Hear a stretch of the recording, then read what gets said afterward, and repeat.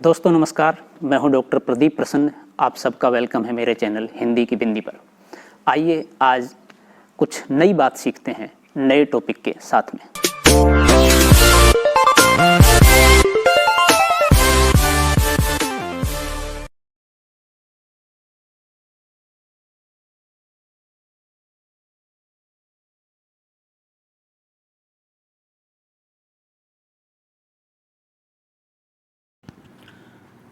विद्यार्थियों, आज की वीडियो हम बना रहे हैं कक्षा 10 की हिंदी पाठ्यपुस्तक क्षितिज भाग 2 के तीसरे पाठ देव का लिखा हुआ सवैया और कवित। इसमें हम पाठ का वाचन करेंगे, उसका अर्थ एवं व्याख्या बताएंगे और साथ ही इसमें देव का जीवन परिचय भी देंगे। तो वीडियो शुरू करने से पहले आप सबसे निवेदन है, यदि आपने हिंदी की बिंदी चैनल को अभी तक सब्सक्राइब नहीं किया है तो प्लीज़ उसे सब्सक्राइब जरूर करें, बेल आइकॉन को ज़रूर दबाएं ताकि कोई वीडियो आप मिस न कर पाएँ। आइए शुरू करते हैं आज की वीडियो। कक्षा 10 का ये पाठ सवैया और कवित देव का लिखा हुआ। देव का जीवन परिचय।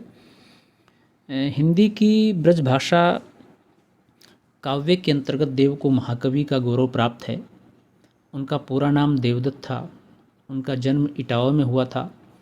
यद्यपि ये प्रतिभा में बिहारी भूषण मतीराम आदि समकालीन कवियों से कम नहीं, वरन कुछ बढ़कर ही सिद्ध होते हैं। यानी कि इनके समकक्ष जो कवि थे बिहारी भूषण मतीराम, इनके समान ही इनमें प्रतिभा थी और रचनाओं को लिखने में सिद्धस्थ थे।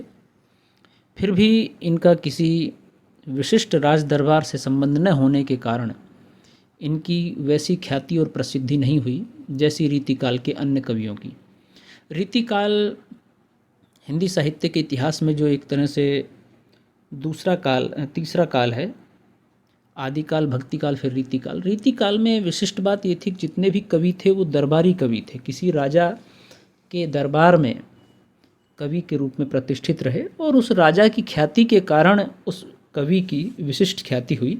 हालांकि देव की कविताएं बड़ी विशिष्ट हैं, उनकी रचनाएं बड़ी मार्मिक हैं। उनमें समाज के वो तत्कालीन समय के सभी पक्ष देखने को मिलते हैं और कवि की कविता में कविता सौंदर्य और चमत्कार भी दिखाई देता है, लेकिन उसके बावजूद भी उनको वो प्रसिद्धि नहीं मिल पाई जो अन्य कवियों को मिली। इनके काव्य ग्रंथों की संख्या 52 से 72 तक मानी जाती है, यानी कि अनेक ग्रंथ लिखे हैं। उनमें से रस विलास, भाव विलास, भवानी विलास और काव्य रसायन प्रमुख रचनाएं मानी जाती हैं।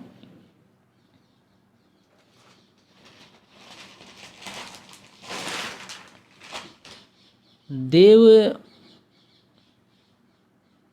रीतिकालीन कवि हैं और रीतिकाल का संबंध दरबारों व आश्रयदाताओं से बहुत ज़्यादा था, जिस कारण उनकी कविताओं में दरबारी व राजसीय संस्कृति का प्रमुखता से वर्णन है।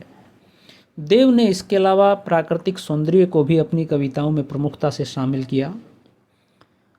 शब्दों की आवृत्ति का प्रयोग कर उन्होंने सुंदर ध्वनि चित्र भी प्रस्तुत किए हैं। अपनी रचनाओं में वे अलंकारों का भरपूर प्रयोग करते हुए दिखाई देते हैं। जो सवैया और कवित इसमें लिए गए हैं, उस कविता का सारांश, उसमें क्या प्रमुख बातें हैं वो हम बता रहे हैं आपके समक्ष। प्रथम कवित्व में बसंत ऋतु की सुंदरता का वर्णन किया गया है। उसे कवि ने एक नन्हे बालक की संज्ञा दी है। वसंत के लिए किसी पेड़ की डाल का पालना बना हुआ है और उस पालने पर नई पत्तियों का बिस्तर लगा हुआ है। बसंत ने फूलों से बने हुए कपड़े पहने हैं, जिससे उसकी शोभा और भी ज़्यादा बढ़ गई है। पवन के झोंके उसे झुला रहे हैं और मोर और तोते उसके साथ बातें कर रहे हैं। कोयल भी उसके साथ बातें करके उसका मन बहला रही है।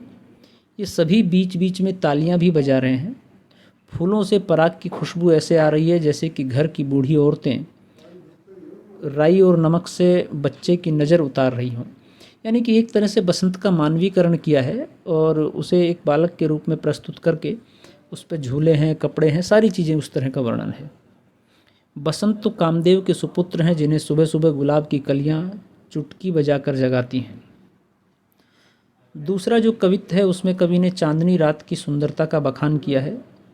चांदनी का तेज ऐसे बिखर रहा है जैसे किसी स्फटिक मणि के प्रकाश से धरती जगमगा रही है, यानी कि एक अद्भुत चांदनी उस आ रही है, उसकी रोशनी है। चारों ओर सफ़ेद रोशनी ऐसी लग रही है जैसे कि दही का समंदर बह रहा हो। इस प्रकाश में देखिए नई नई अलग अलग तरह की उपमा है। एक तरफ चांदनी को रोशनी बताया है, दूसरी तरफ दही बताया है प्रकाश को, रोशनी को। तो इस प्रकाश में दूर दूर तक सब कुछ साफ साफ दिख रहा है।